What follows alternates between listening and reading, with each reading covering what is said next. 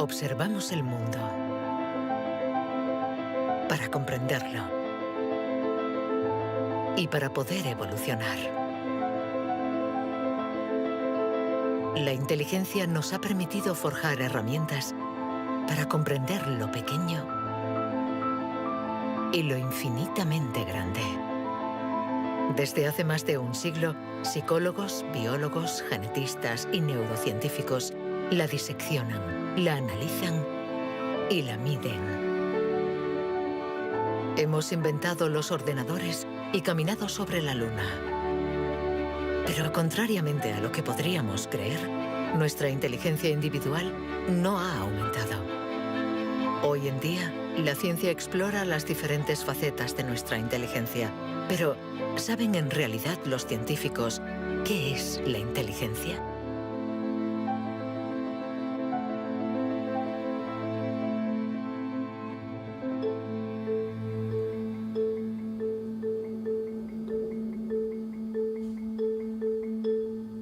Inteligencia es relacionar,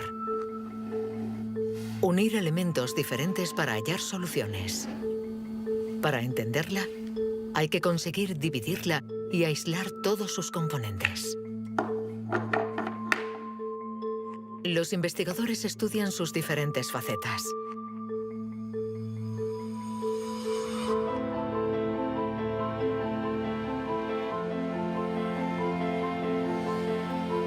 Para medir la inteligencia, una de las primeras propuestas ha sido medir la velocidad a la que reacciona el cerebro.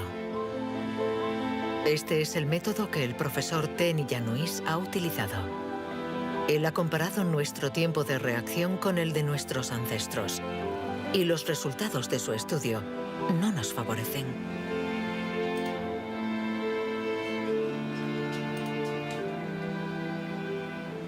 Para medir el tiempo de reacción, mostramos a una persona una luz sobre una pantalla y está pulsando un botón lo más rápido posible. Debe decir si la luz aparece a la derecha o a la izquierda. No es un acto reflejo, sino una información simple que nuestro cerebro debe procesar. Estos estudios sobre el tiempo de reacción son muy antiguos. Muchos de ellos los llevó a cabo Francis Galton, primo de Charles Darwin, entre 1860 y 1880 en Gran Bretaña. Galton hizo pruebas a muchos miles de personas representativas de la población de la época. La gente tenía entonces un tiempo de reacción muy rápido. Nosotros hemos buscado estudios comparables que hubieran sido hechos durante los últimos 120 años y hemos encontrado unos 15. Al compararlos, hemos podido comprobar que durante los últimos 150 años la gente se ha hecho cada vez más y más lenta. Para el profesor Tenny Yanois, inteligencia es velocidad. Y nuestro cerebro invierte como media 50 milisegundos más que el de nuestros bisabuelos a la hora de procesar una información simple.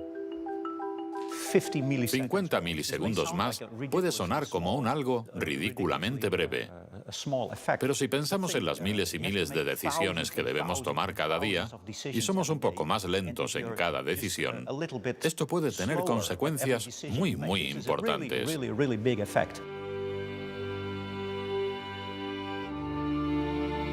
El profesor Tenny Yanois está convencido de que somos menos inteligentes que en el siglo XIX.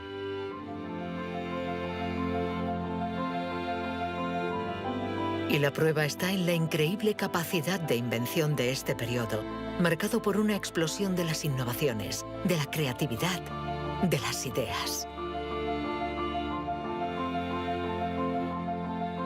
En el siglo XIX hubo muchas innovaciones fantásticas. Hay estudios que muestran que el número de inventos por habitante era 4 veces mayor que hoy en día. El profesor Tenny Yanois piensa que nuestra inteligencia está en declive desde hace por lo menos 150 años. Pero en el siglo XIX, Sir Francis Galton ya pensaba que los ingleses eran bastante menos inteligentes que los griegos de la antigüedad, donde no faltaban las mentes brillantes. Entonces, y los predecesores de los griegos, los hombres prehistóricos. Es extremadamente difícil medir su inteligencia. Sin embargo, en el Instituto Max Planck de Leipzig intentan responder a esta pregunta reconstruyendo el cerebro de nuestros antepasados de la prehistoria.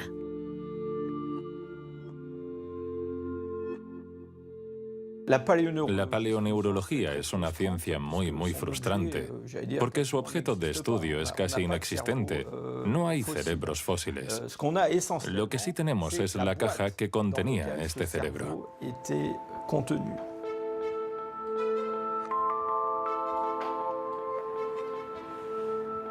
Al comparar nuestro cerebro con el del hombre prehistórico, los científicos han encontrado diferencias no solo en la forma, sino también en el tamaño.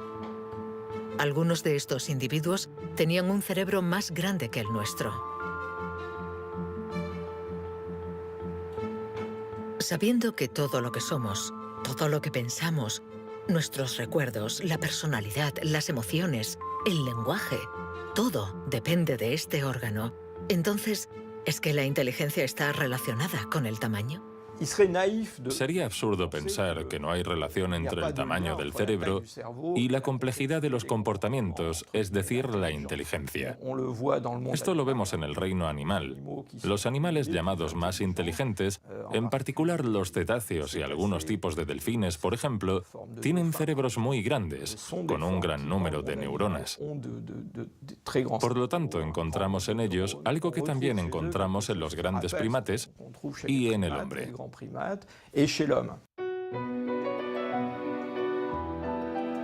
La evolución hizo crecer el tamaño de nuestro cerebro durante 2 millones de años, hasta alcanzar su máximo hace unos 15.000 años.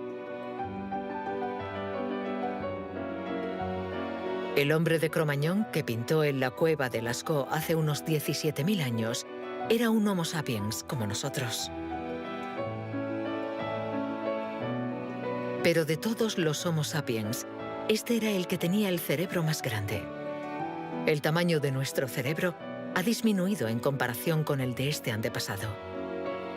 Y según algunos investigadores, somos menos inteligentes que él. Pero esta teoría no es compartida por todos. Yo no creo que haya una inteligencia que se pueda medir con una regla y decir que nuestro reciente antepasado era igual o más o menos inteligente. El hombre de Cro-Magnon tenía la inteligencia que necesitaba para sobrevivir en su mundo, pero no para trabajar en un banco. Si viajásemos 25.000 años atrás en nuestra máquina del tiempo, para traer al presente al hombre de Cro-Magnon, sin duda se adaptaría al mundo en el que va a tener que vivir.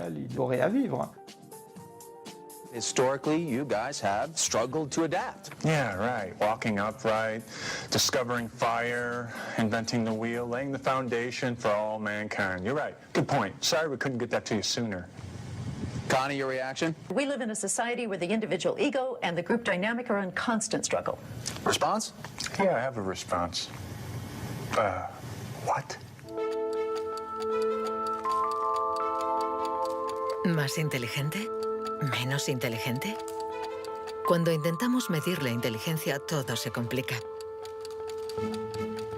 Y sin embargo, lo hacemos continuamente. En las universidades del mundo entero se enseña qué es la inteligencia. Y todos nosotros, sin ser especialistas, la medimos cada día. Todos medimos la inteligencia. Si es usted soltero y va a un bar y conoce a alguien, lo más importante después del físico es la inteligencia. Medimos la inteligencia de la gente siempre. Si hablamos sobre un concepto difícil o hacemos algo que desconocen, ¿cuánto tardan en entenderlo? Medir la inteligencia analizando las respuestas. Evaluando la pertinencia de las acciones. Comparando a los individuos. Un método que dio lugar a la única herramienta de la que disponemos para medir la inteligencia. El cociente intelectual, inventado por Alfred Binet a principios del siglo XX. Alfred Binet criticó bastante a los alienistas, los psiquiatras de la época. que hacían diagnósticos para juzgar la discapacidad intelectual, separando en grandes categorías: los idiotas, que tenían el grado más alto de discapacidad, después los imbéciles y luego los tontos. En opinión de Binet, sus juicios eran discutibles, muy difusos y diferentes de un psiquiatra a otro. Él pensaba que eran necesarios unos criterios objetivos y una única herramienta de evaluación basada en criterios científicos. En 1905, el Ministerio de Educación francés pidió a Binet que encontrara la manera de detectar a los niños con dificultades escolares. Él no tenía ninguna teoría sobre la inteligencia, pero observando a sus hijas, pensó que podría hacer una evaluación a partir del razonamiento, la capacidad de comprensión y la memoria. Lo que finalmente intentó hacer fue encontrar para cada grupo de edad los problemas característicos de ese grupo. Por ejemplo, les enseñaba una foto y les preguntaba qué representaba. Señaló que los niños de 3 años enumeraban lo que había en la imagen. Hay un señor, una señora, un banco, un árbol. Los de 7 u 8 años describían la imagen. Hay un señor y una señora sentados en un banco. Y por último, los de 12 años interpretaban la imagen. ¿Están tristes? ¿O bien el señor está enfermo? Y cosas así. Así, Binet desarrolló junto a Théodore Simon el primer test de inteligencia. Había nacido el clásico test de la edad mental. Es la relación entre la edad mental dada por el resultado del test y la edad real de la persona. La cifra se multiplica por 100 para obtener el cociente intelectual. Si un niño de 10 años resuelve las pruebas de uno de 12, será un niño adelantado y tendrá un cociente de 120. La idea era relacionar el rendimiento de un individuo con el de otros individuos comparables, es decir, los que están exactamente en la misma categoría de edad, la misma cultura, etc. Y, obviamente, partiendo de una serie de puntuaciones en la prueba para una edad determinada. El cociente intelectual es la posición de un individuo comparado con el rendimiento de otros que son como él o ella, es decir, de la misma edad.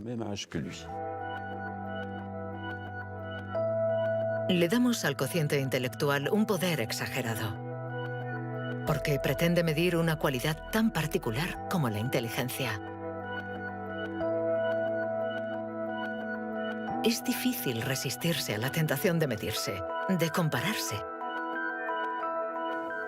Lo que sí es un poco ridículo es lo que nos encontramos actualmente en Internet, como las páginas web que calculan nuestro cociente intelectual. La gente hace el test, se encuentra con una cifra y la interpreta. Y si, por ejemplo, esta cifra no es buena, pensamos que no somos inteligentes. Es absolutamente catastrófico. El 2. Es ridículo pensar que una cifra defina a una persona. El 4. El 3. Solo un psicólogo hará un test fiable del cociente intelectual. El 2. Ya que debemos saber cómo interpretarlo en relación con el pasado del individuo, su presente El 2 y el 3. y su personalidad. Este cociente mide la inteligencia. Compara a las personas. Pero ¿nos permite saber si nuestra inteligencia ha evolucionado desde que Binet lo inventó hace más de un siglo? ¿Obtenemos mejores resultados en el test hoy? En Nueva Zelanda es donde por primera vez han respondido a esta pregunta. Allí, James Flynn ha hecho un descubrimiento sorprendente que los científicos de todo el mundo han bautizado como el efecto Flynn. El efecto Flynn supone el descubrimiento de que todas las naciones que entraron en la era industrial han obtenido mejoras considerables en los tests de cociente intelectual. He revisado toda la variedad de estas pruebas en 40 países, como en Francia, Holanda o Noruega, donde los jóvenes habían sido llamados al servicio militar. Se les ha dado cada año exactamente el mismo test, y las mejoras son muy evidentes. Hace 1 o 2 generaciones, la gente obtenía una media de 30 respuestas sobre 60. Hoy obtienen 45. Después de evaluar decenas y decenas de estudios, James Flynn ha mostrado que desde hace más de 60 años obtenemos mejores resultados en estos test. ¿Quiere esto decir que ahora somos más inteligentes que nuestros abuelos? Un cambio en el cociente intelectual no significa necesariamente un cambio en la inteligencia. Pongamos un ejemplo. Una persona hace hoy el test por primera vez. Si hace el mismo test al día siguiente, existe un efecto de aprendizaje. Su puntuación va a ser más alta, pero no quiere decir que se haya hecho más inteligente.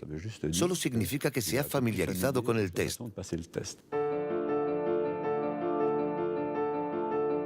El aumento del cociente intelectual se debe en gran medida al entorno, mejor alimentación y mejor educación.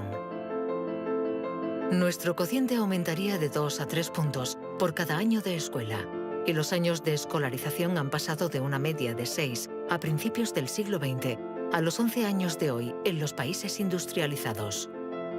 Todos estos cambios añadidos han incrementado los resultados. Cuando realizamos un test hoy, estamos preparados en la medida en que la escolarización y otra serie de factores nos han dado la capacidad de aplicar nuestra lógica de forma abstracta. Es decir, que podemos ver una serie de números y acertar el siguiente.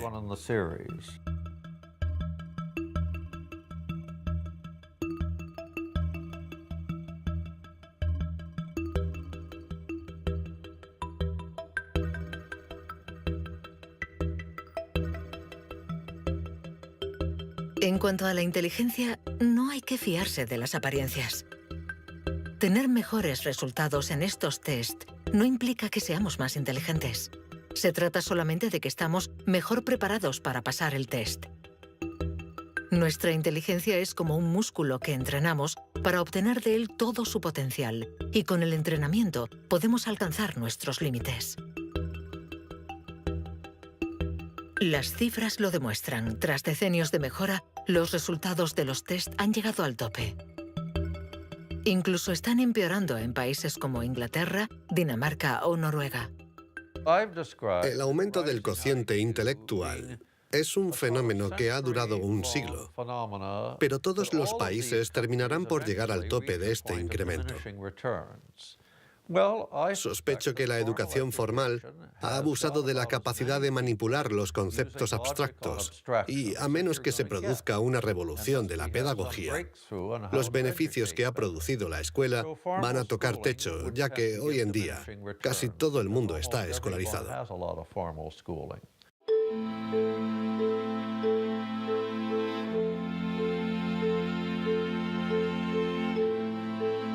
Un cociente estancado. Cerebros cada vez más lentos y más pequeños. ¿Dónde está nuestra inteligencia? Las primeras herramientas para medir la inteligencia se inventaron hace más de un siglo. Y todavía estamos influenciados por las teorías de Sir Francis Galton y Alfred Binet. Pero hoy podemos llegar más lejos. En lugar de medir lo que la inteligencia produce, pongamos nuestra atención en el órgano que produce la inteligencia.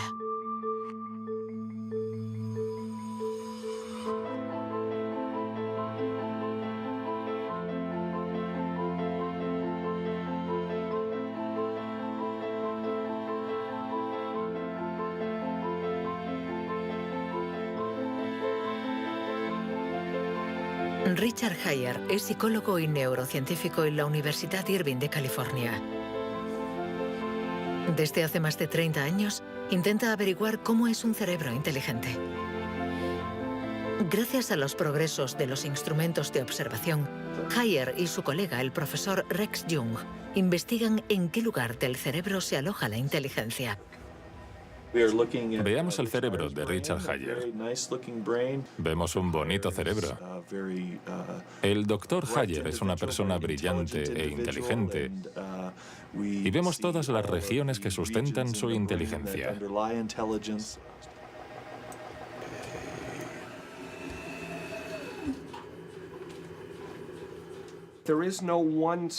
No existe ninguna zona en el cerebro a la que podamos llamar centro de inteligencia. Se pensaba que había un centro de inteligencia en la parte frontal, pero las investigaciones han demostrado que cuando resolvemos problemas de inteligencia en el interior de un escáner, la comunicación bidireccional entre la parte frontal y la parte posterior es muy importante mientras efectuamos la operación. El profesor Hayer es uno de los pioneros en la utilización de modernas técnicas de neuroimagen. Su primer estudio data de 1988. Hasta entonces, nadie había utilizado estas herramientas para investigar la inteligencia. Hemos encontrado áreas del cerebro que se activan cuando hacemos un test de inteligencia. Pero lo más sorprendente ha sido que cuanto más activas estaban estas áreas, menos buenos eran los resultados de dichas pruebas. Esto es lo contrario de lo que esperábamos. En el mundo de la ciencia, encontrar un resultado opuesto a lo esperado es realmente interesante.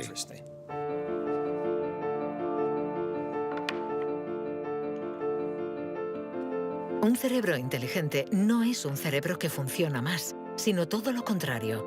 Es un cerebro que funciona menos. Esto es lo que llamamos neuroeficacia. Ser inteligente consiste en resolver un problema con el mínimo esfuerzo.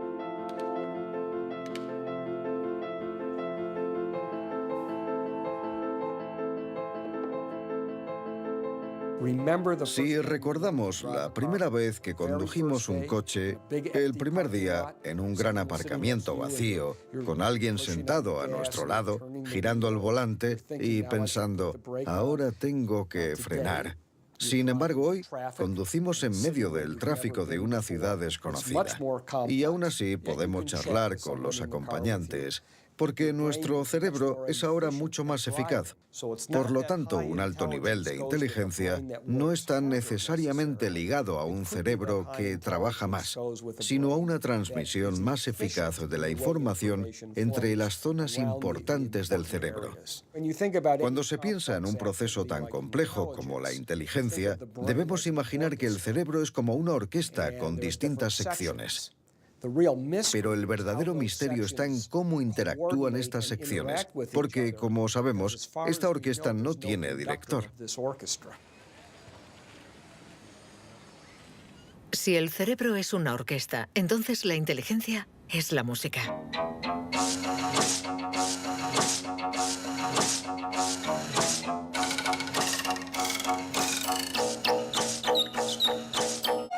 Cuando empezamos a interpretar la partitura, nunca sabemos cómo van a tocar juntos los músicos.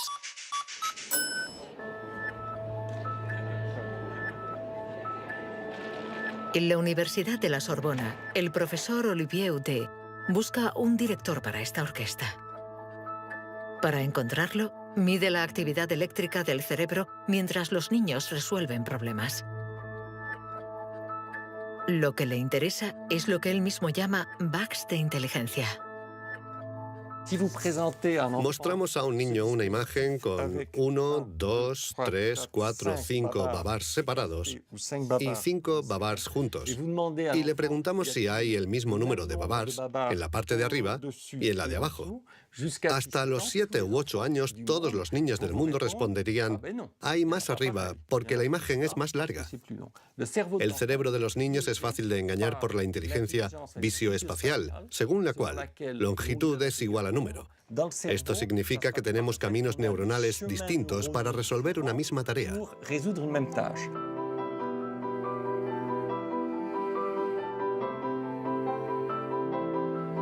Contar o medir. Hay muchas soluciones para un mismo problema, y nuestro cerebro está continuamente luchando para inhibir las estrategias negativas. Lo que queremos mostrar, y esta es la originalidad de nuestro laboratorio, es que la inhibición es sin duda el proceso clave y positivo de la inteligencia, porque nos permite resistirnos a nosotros mismos. Resistirnos a nosotros mismos es aprender a controlar las interferencias que perturban a nuestra inteligencia. El test de Stroop es uno de los métodos de observación de estas interferencias. Consiste en decir el color de una palabra sin leerla.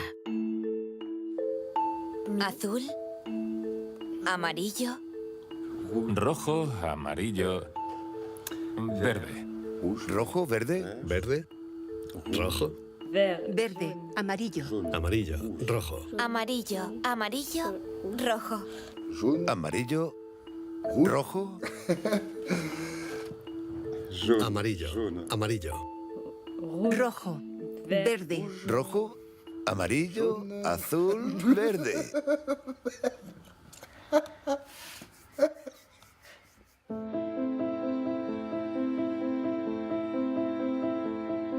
Para resolver un problema usamos diferentes regiones del cerebro unidas entre sí, pero que a veces entran en competencia.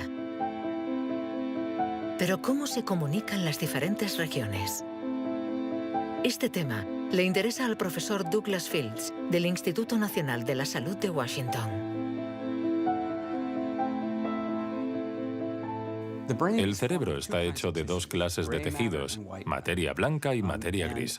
Todos hemos oído hablar de la materia gris, que es donde se encuentran las neuronas, en la superficie del cerebro. Pero debajo hay miles de conexiones, de cables, de axones que conectan las neuronas formando circuitos. Y es de color blanco porque estos axones están aislados por una membrana celular llamada mielina.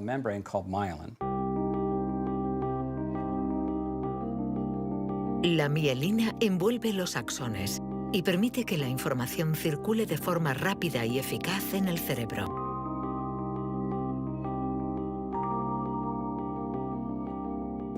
Cuando nace un niño, su cerebro no está maduro. Sus funciones son mínimas. Un bebé no puede hacer casi nada. No puede alimentarse, su visión es muy limitada, no puede andar ni sujetar su cabeza. Esto se debe a que nuestro cerebro está siendo permanentemente moldeado por el entorno. Y una de las cosas más interesantes respecto a la mielina es que se forma después de nacer. La mielina es esencial para que la información circule de forma eficaz por el cerebro. Es esencial para nuestra inteligencia. Pero en la actualidad, la formación de la mielina está alterada. Barbara Demnex, endocrinóloga del Museo de Historia Natural de París, estudia cómo nuestra inteligencia está amenazada por uno de los azotes del siglo XXI. La contaminación. En cualquier parte del mundo donde vivas, estarás expuesto a ciertas sustancias químicas que interfieren en el funcionamiento de la hormona tiroidea. Esta es la hormona producida por la glándula tiroides que está en la base del cuello. Es necesaria para el desarrollo del cerebro desde las primeras etapas del feto hasta una edad más avanzada como la mía, para asegurar el mantenimiento de las funciones mentales, incluida la mielinización. La Autoridad Europea de Seguridad Alimentaria ha analizado 297 pesticidas. Entre ellos, más de 100 afectan al funcionamiento de la hormona tiroidea, como el bisfenol A, el PCB y los productos ignífugos. Productos químicos con los que estamos en contacto a diario. El equipo de Barbara Demnex ha demostrado que estos productos bloquean los receptores específicos de la hormona tiroidea de cada una de las células cerebrales y los efectos son considerables. Hay una evidencia sólida. Los científicos hemos observado los niveles de exposición en las madres. Se han comparado diferentes niveles de exposición y hemos visto que los niveles más elevados estaban asociados a una pérdida de 5 a 6 puntos de cociente intelectual en sus hijos. Cierto es que la mayoría de nosotros no percibimos la diferencia, pero es evidente que 5 puntos menos de cociente intelectual pueden suponer una gran diferencia en cuanto al éxito escolar o al éxito en la vida. Y saberlo puede ser muy preocupante para los padres.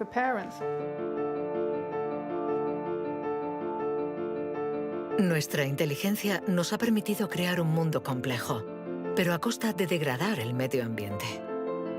Y podríamos estar pagando el precio si esta degradación afecta a nuestro cerebro, actuando, por ejemplo, sobre la mielina. Pero si este fenómeno se confirma, ¿qué haremos? Durante más de un siglo, hemos pensado que los procesos mentales se debían solo a la actividad eléctrica de las neuronas. Pero hoy, los neurólogos han comenzado a explorar nuevos campos. Tan solo el 15% de las células del cerebro son neuronas.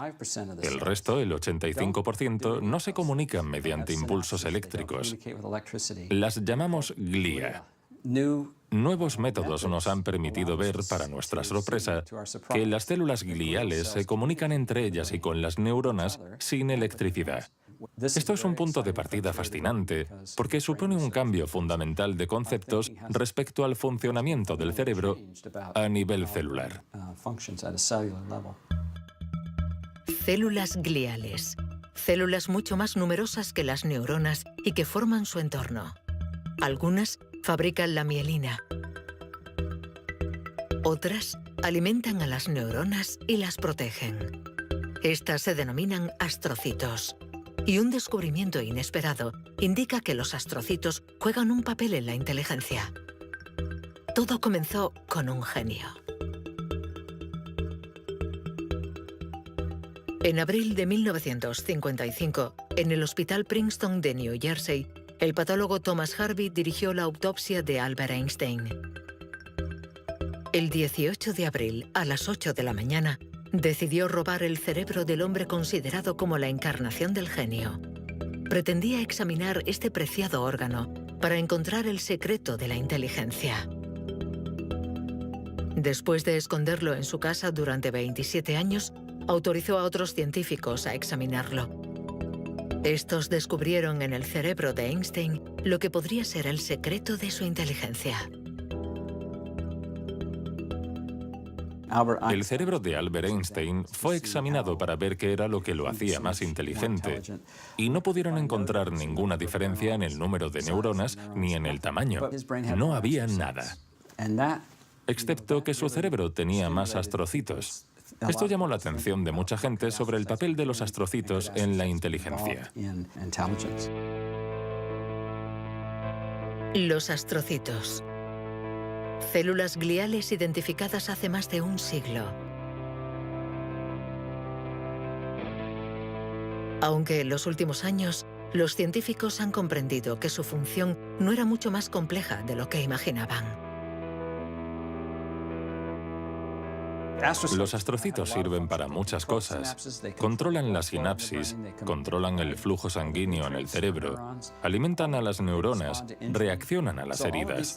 Todas estas cosas estaban consideradas como tareas menores que los astrocitos hacían en el cerebro, y no habían sido tomadas muy en serio hasta que se dieron cuenta de lo determinantes que son los astrocitos para las neuronas. Un astrocito humano controla cientos de neuronas, muchas más que, por ejemplo, un astrocito de ratón. Basándose en esta observación, un equipo de la Universidad de Rochester ha realizado un experimento fascinante. Para entender mejor la inteligencia humana, han decidido cruzar la barrera de la especie y han trasplantado astrocitos humanos en el cerebro de un ratón. Hemos trasplantado astrocitos humanos en ratones y el trasplante invadió literalmente todo su cerebro. Cuando lo revisamos un mes después, pudimos ver que allí donde habíamos realizado el injerto, este ocupaba un lugar discreto. Un año más tarde, todo el cerebro se había injertado a sí mismo. Todas sus células habían sido literalmente reemplazadas por células humanas. Y nos dimos cuenta de que estos ratones tenían más memoria y más capacidad de aprendizaje que los no injertados. Para comprobar las capacidades de los ratones con el cerebro modificado, los metieron en un laberinto. Resultado: los injertados encontraron la salida 2 veces más rápido que los no injertados. Este experimento no deja lugar a dudas. Los astrocitos favorecen la memoria y el aprendizaje. Juegan un papel clave en nuestra inteligencia.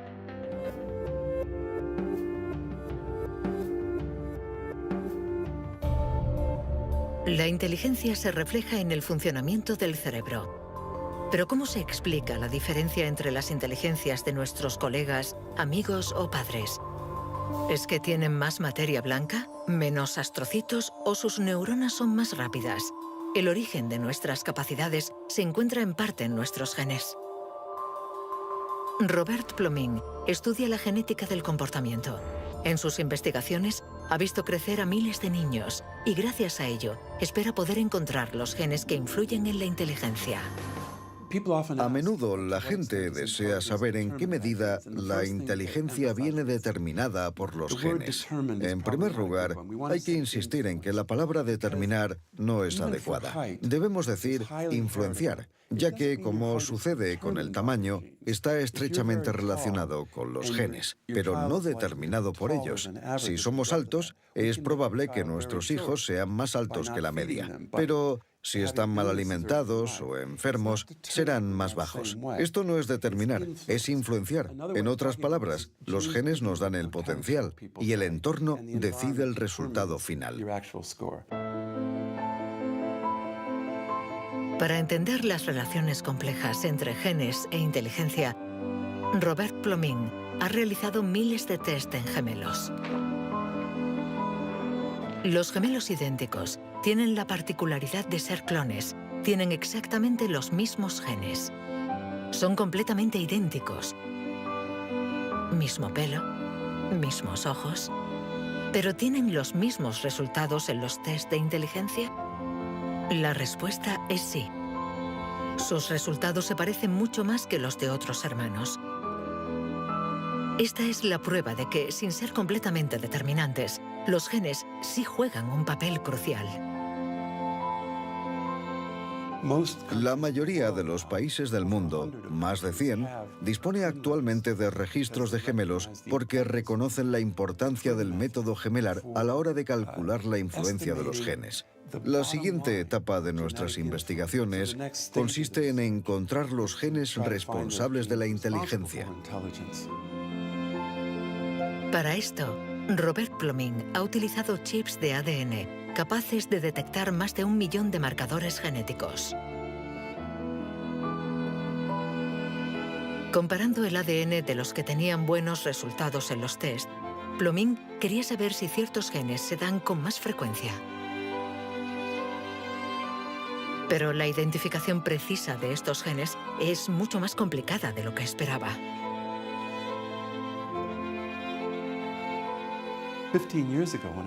Hace 15 años, cuando comencé a buscar los genes de la inteligencia, nadie imaginaba que sería una tarea tan difícil.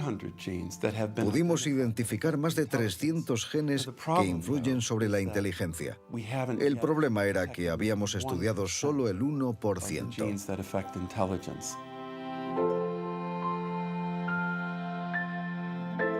La inteligencia está influenciada por la interacción de muchos miles de genes que conforman una red increíblemente compleja.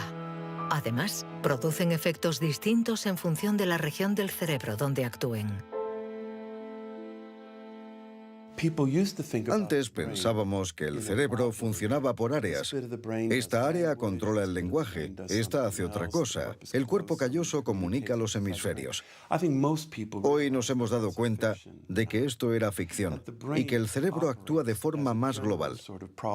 Desde un punto de vista genético, se ve más claro todavía, ya que la mayoría de los genes que actúan sobre el cerebro actúan sobre muchas regiones del cerebro.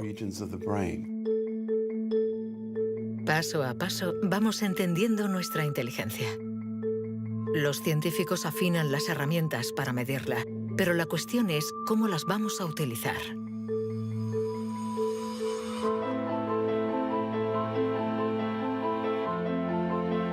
La inteligencia es lo que mejor predice nuestro nivel de estudios o nuestro empleo.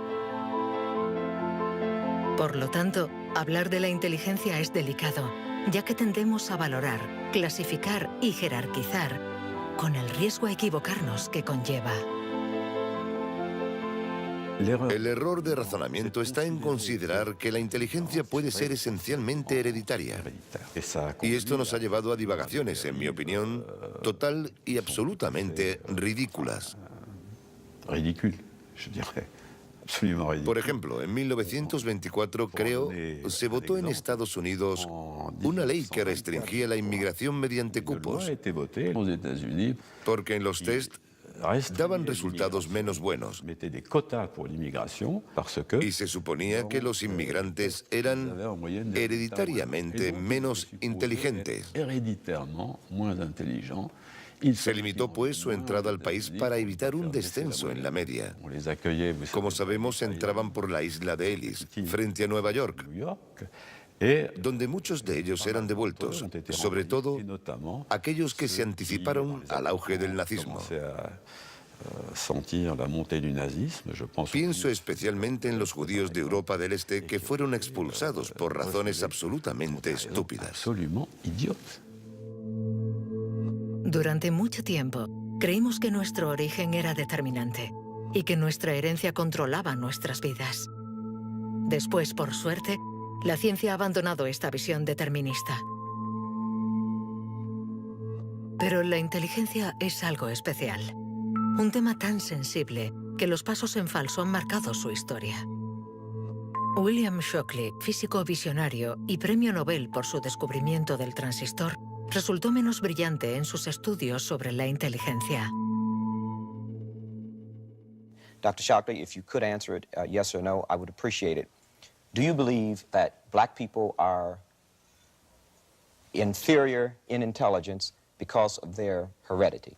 What I say is this. My research leads me, and it's a tragic conclusion, really, my research leads me inescapably to the opinion that the major cause of the American Negro's intellectual and social deficits is hereditary and racially genetic in origin, and thus not remediable to a major degree by practical improvements in environment. Then what do you see as the solution to the problem?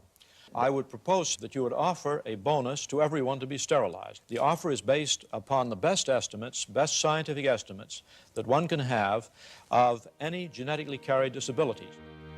1974, prácticamente ayer. Una época nada lejana. Algunos utilizaban el cociente intelectual para justificar su racismo y excluir lo diferente. Joseph Skobanek sufre el síndrome de Asperger, una forma de autismo compatible con un cociente elevado. Graduado en ciencias políticas, doctor en filosofía y escritor, con 6 años no hablaba una palabra. Hoy habla 7 idiomas, entre ellos el hebreo, el árabe, el persa y el azerí. Yo formaba parte de esos niños cuyo destino era la basura. Durante mucho tiempo nos dijeron que las personas autistas eran deficientes intelectuales. Autismo llegó a ser casi sinónimo de discapacidad intelectual. Sin embargo, hoy sabemos que esto no es así. Toda sociedad humana necesita una jerarquía, Necesita gente que marque la diferencia. Y tendemos a resumirlo todo bajo un criterio único. En Estados Unidos, la calidad humana y las jerarquías se definen por el cociente intelectual. En Francia puede ser cualquier concurso administrativo. En la China imperial eran los famosos exámenes del mandarín. Pero todo esto reposa sobre una idea central y, sin embargo, errónea, la de que hay una única escala para medir la inteligencia de la humanidad.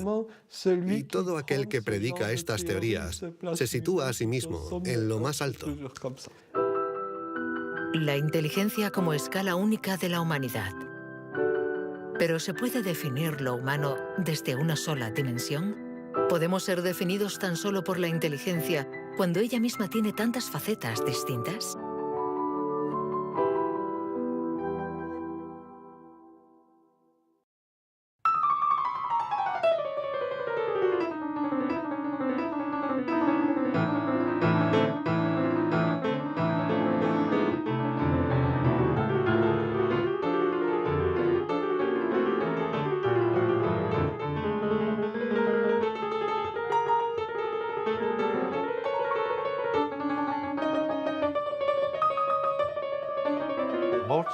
Nos han dicho siempre que Mozart podía tener en la mente una sinfonía entera. Cuando escuchamos una sinfonía, debemos seguirla a medida que se desarrolla en el tiempo. Sin embargo, él la veía en su totalidad. Viene a ser la clase de complejidad mental de un matemático cuando tiene en mente 7 u 8 fórmulas y conoce todas las conexiones posibles entre ellas. Pero siempre podemos argumentar. ¿La inteligencia musical es inteligencia? No importa. Lo que importa es que existe y que aquellos que la poseen no tienen necesariamente un cociente intelectual elevado.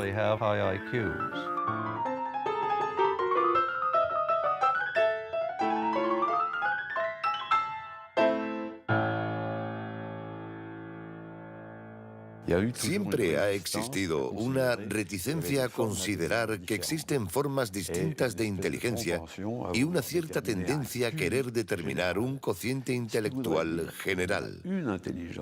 Una única escala de inteligencia donde podemos situarnos por encima o por debajo. Pero la realidad lo contradice. Existen numerosas formas de inteligencia y podemos tener un nivel muy alto en algunas de ellas y un bajo nivel en otras. Esta idea estaba en los primeros estudios sobre la inteligencia. Hoy, los científicos ya han aceptado que sea cual sea el método utilizado, no van a conseguir medir la inteligencia con una escala única.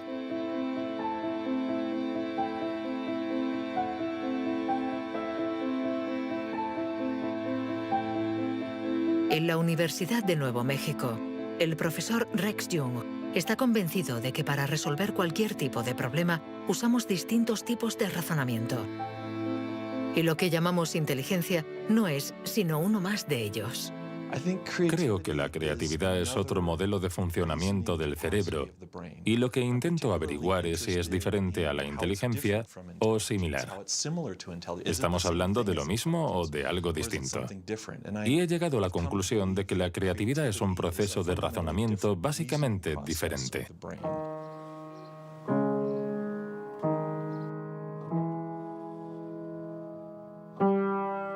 Leer una partitura es ser inteligente utilizando nuestros conocimientos.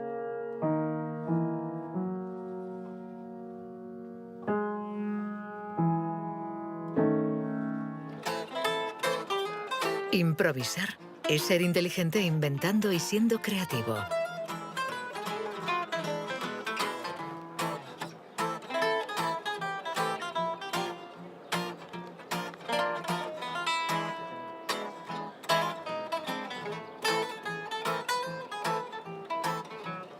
Un músico puede ser a la vez inteligente y creativo, un sujeto de estudio ideal.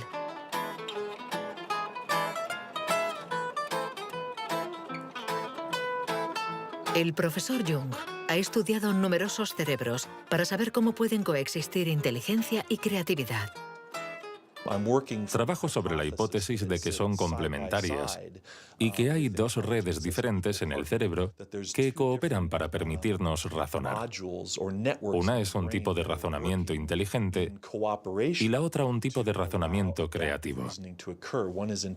Y las dos son extremadamente importantes. Estamos muy cerca de comprender cómo funcionan. Nuestra teoría es que la red de la inteligencia se sitúa sobre todo en la superficie del cerebro.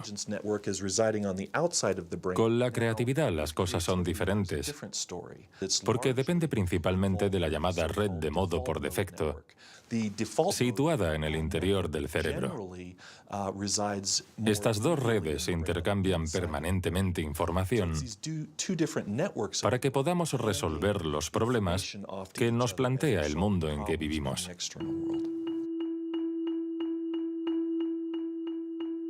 Todos hemos experimentado esa sensación de una idea que surge de no se sabe dónde con la fuerza de la evidencia. Lo que nos revelan los neurocientíficos es que la forma de razonamiento inventivo creativo es una única forma de razonamiento. ¿Podemos ser inteligentes sin ser creativos? ¿O creativos sin ser inteligentes? ¿Esta cuestión tiene sentido? Para evolucionar de forma inteligente, ¿no necesitamos todos los recursos de nuestra mente? No podemos ser creativos, por ejemplo, en física, si solo tenemos formación en física. Para ser creativos en física, necesitamos estar educados en ese universo extraño y poder utilizar y reutilizar los mecanismos mentales que hemos aprendido en otros contextos. El problema de las investigaciones estériles es que se encierran en su burbuja y no dan ni reciben información. Por el contrario, las personas creativas son aquellas que importan ideas de un universo a otro.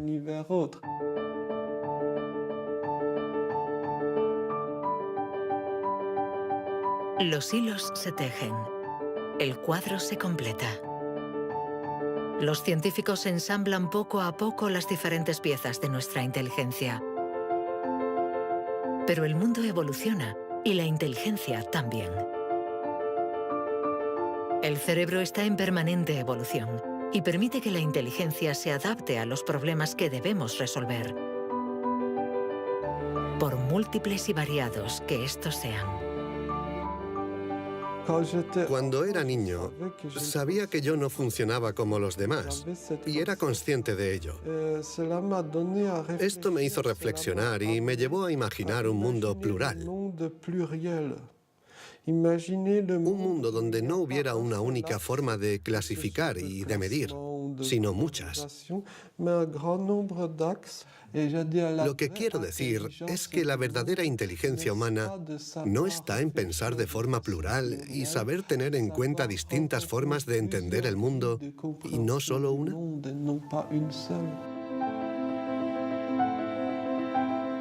El papel de la ciencia no debe ser el de decir si somos más o menos inteligentes que nuestros vecinos o que nuestros antepasados, sino el de ayudarnos a entender cómo funciona nuestro cerebro. Así, sabremos cuidar nuestra inteligencia y también mejorarla para tejer hilos de unión entre nosotros y la diversidad que nos rodea.